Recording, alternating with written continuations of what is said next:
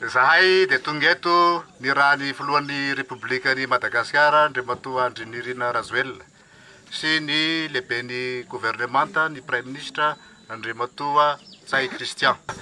Vao tonga avy any Fort Dauphin zay no maly no tonga dia notenen'ny Prime Ministre hoe sy maintsy tonga aty Ambandrika androany satria nary tokoa ny fitondram-panjakana fa misy ny tanàna may taty amintsika taty zay na very entana maro samihafa arena betsaka isan-karazany namoizana ny trano mipetrahantsika, nisy ihany koa ny naratra marary ary maro de maro ny very fanambola velona satria tsy misy tafitrano.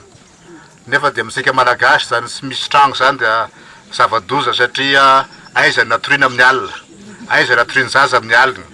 Akory ny fomba itadiavasika hametrahasika ny haresika, asika sy afaka hipetraka agnaty ala, sa sy marigny zany? Sy afaka mipetraka agnaty ala asika, zanasika atao akory? Zay zany ny antony sy maintsy nandehanana anaty na dia lavitra aza tia Ambandrika satria avy any Fort Dauphin zay nakaty dia sy maintsy tonga satria iraka ny fitondram-panjakana maefa zay sy maintsy mijery ny malagasy ray manontolo, indrindra fa raha anatin'ny fahasairanana, anatin'ny mangirifiry reo vahoaka malagasy reo dia sy maintsy manatona sy mijery fotony ny zava-misy ny fitondram-panjakana.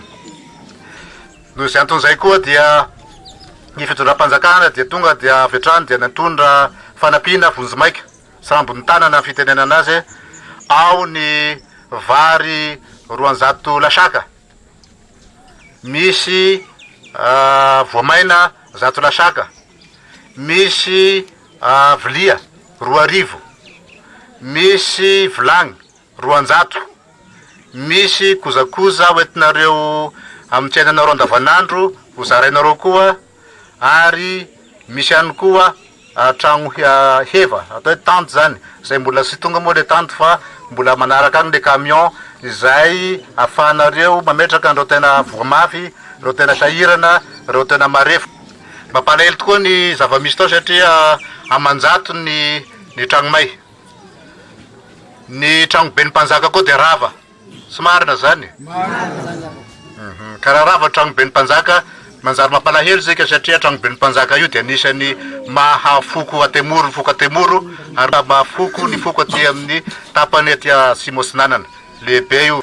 Ny tenanay manokana dia nolotra 1 million d'ariary ho fananarenana ny tragno be, zay fantatro fa mamparary ansika raha sy vita maika izy io. Zay aloha natolotra voalohany.